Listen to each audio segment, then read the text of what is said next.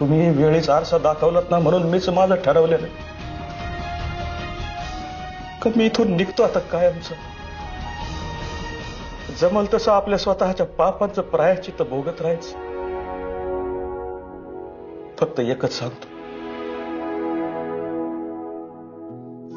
जमलं तर तुमच्या नालायक मामाला माफ करा.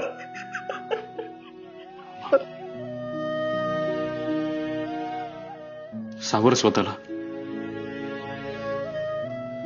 आमच्या मामाला असं हरलेलं बघायची सवय नाहीये आम्हाला.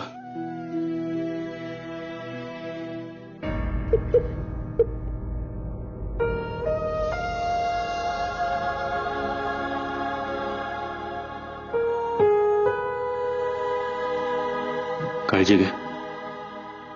येतो.